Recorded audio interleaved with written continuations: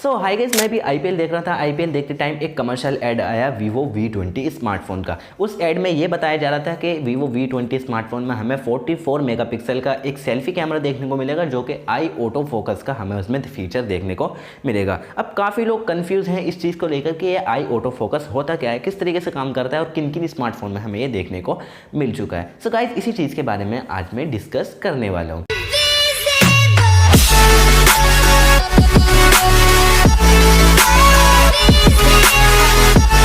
So guys, सबसे पहले हम बात कर लेते हैं फोकस की।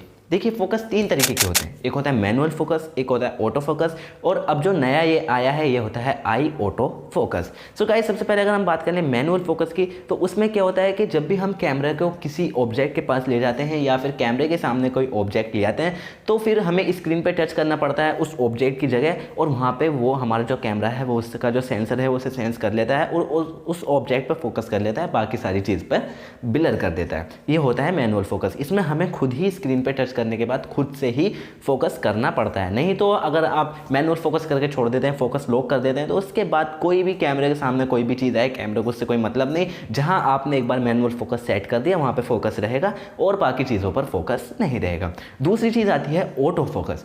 ऑटो फोकस में क्या होता है कि जो भी कोई चीज़ कैमरे के सामने ऑटोमेटिकली आती है, कैमरे का जो सेंसर है वो उस चीज़ को सेंस कर लेता है, उस ऑब्जेक्ट को सेंस कर लेता है और वहाँ पे फोकस कर देता है और बाकी सारी चीज़ें ब्लर कर देता है। जैसे कि आप काफ़ी सारे अनबॉक्सिंग वीडियोस में भी देखते होंगे कि जब भी हम कोई प्रोडक्ट को अनबॉक्स करते हैं, तो जब हम उसको कैमरे के सामने लाते हैं तो वहाँ पर फोकस हो जाता है और नीचे टेबल पर फोकस ब्लर हो जाता है और जो हमारा जो ऑब्जेक्ट रहता है वहाँ पर फोकस हो जाता है। तो ऑटो फोकस यहाँ पर बहुत अच्छी तरीके से काम करता है, बिकॉज यूट्यूबर्स के लिए काफ़ी अच्छा तरीका ऑटो फोकस होता है। काफ़ी अच्छी चीज़ ये है।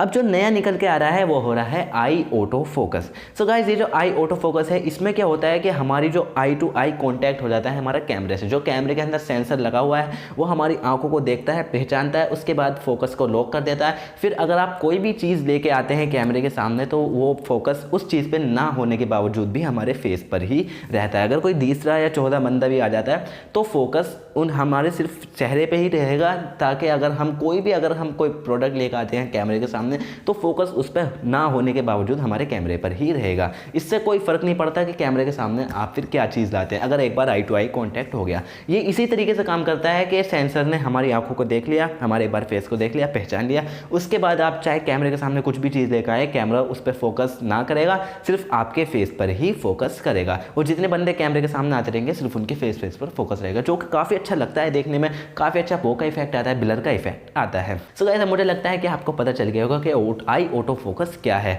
और बात करें कि किन किन स्मार्टफोन में देखने को मिला है, तो गाइस ये वीवो कंपनी का सबसे पहला स्मार्टफोन है जिसमें आई ऑटो फोकस देखने को हमें मिला है, वीवो V20 स्मार्टफोन में।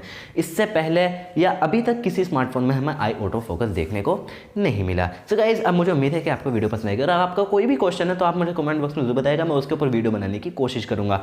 और ऐसे इन्फॉर्मेटिव वीडियोस हमारे चैनल पर आती रहती है, तो प्लीज़ हमारे चैनल को जरूर सब्सक्राइब कर लीजिएगा। तो मिलते हैं किसी नेक्स्ट वीडियो में, जब तक के लिए